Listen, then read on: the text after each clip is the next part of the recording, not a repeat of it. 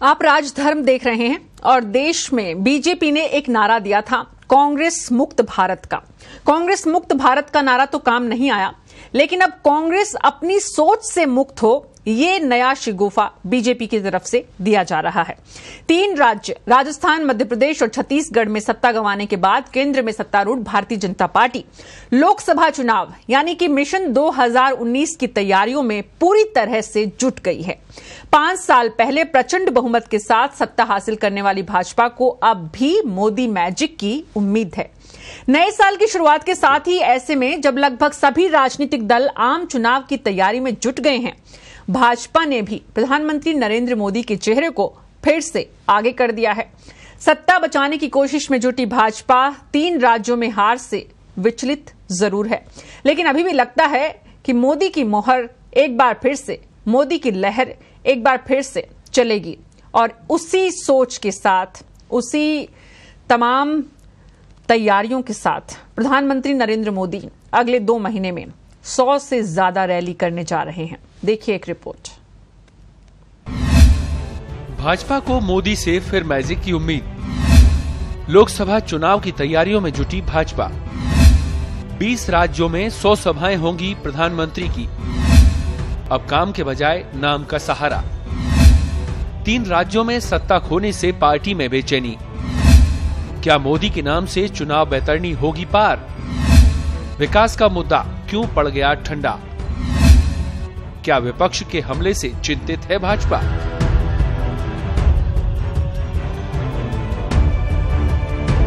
आइए आपको बताते हैं कि क्या है प्रधानमंत्री नरेंद्र मोदी की रैलियों का प्लान।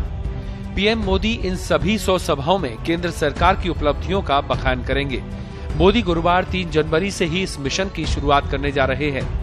3 जनवरी को पंजाब के जालंधर और गुरदासपुर में प्रधानमंत्री की रैली है और इसे ही बीजेपी के मिशन 2019 की शुरुआत भी माना जा रहा है। यहां तय हो चुकी हैं रैलियां। 3 जनवरी पंजाब के गुरदासपुर और जालंधर में, 4 जनवरी मणिपुर और असम में, 5 जनवरी झारखंड और उड़ीसा में, 22 जनवरी वाराणसी में, 24 जनवरी इलाहाबाद कुंभ में रहेंगे। अन्य रैलियों, कार्यक्रमों के स्थान और तारीख का ऐलान पार्टी के केंद्रीय नेतृत्व, पीएमओ और राज्य बीजेपी के नेतृत्व के बीच बातचीत के बाद फाइनल होगा। 3 राज्यों में सत्ता फिसलने के बाद भाजपा अब किसी भी कीमत पर पराजय का सामना करने को तैयार नहीं है। 5 साल पहले भाजपा नरेंद्र मोदी का चेहरा प्रधानमंत्री के उम्मीदवार के रूप में लेकर चुनाव मैदान में उतरी थी। तब अच्छे दिन आने वाले हैं का नारा देकर पार्टी प्रचंड बहुमत से सत्ता में आई थी। ऐसा बहुमत जो भाजपा ने अपनी स्थापना के बाद कभी हासिल नहीं किया।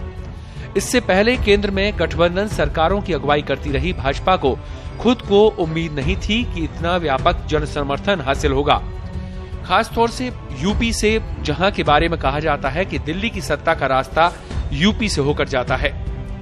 पीएम नरेंद्र मोदी को भाजपा लोकसभा चुनाव कार्यक्रम की घोषणा के पहले ही प्रचार युद्ध में उतारना चाहती है।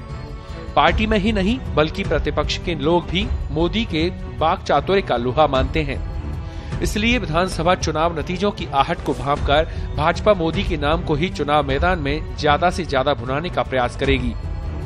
ये बात और है कि लोकसभा चुनाव में मोदी और भाजपा की राह आसान नहीं है, क्योंकि 5 साल पहले जनता से किए गए वादे अधूरे हैं और नोटबंदी और जीएसटी जैसे कदमों को लेकर मोदी सरकार आलोचना के घेरे में रही है।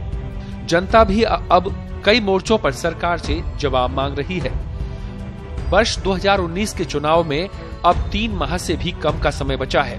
मई 2019 तक देश में नई सरकार सामने आ जाएगी। ऐसे में सवाल यह है कि क्या भाजपा मोदी के नाम के सहारे 2014 के जनादेश को बरकरार रख पाएगी? और सवाल ये भी कि क्या चुनावों में फिर राम मंदिर का राग शुरू होगा?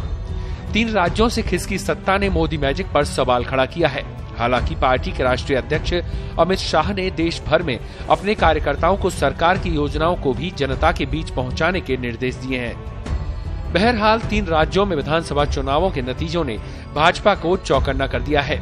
ऐसे माहौल में जब गठबंधन दल ही भाजपा को आंख दिखाने में लगे हैं, सचमुच लोकसभा चुनाव की बैतरणी पार करना आसान नहीं है। ऐसे हालत में जब कांग्रेस अध्यक्ष राहुल गांधी और कांग्रेस पार्टी न केवल खुद मजबूती से उभरे हैं बल्कि अपने सहयोगी दलों में भी इजाफा किया है। देखना यह है कि मोदी मैजिक भाजपा की उम्मीदों को कितनी ऊंचाई दिखा सकेगा। ब्यूरो रिपोर्ट, पत्रिका टीवी।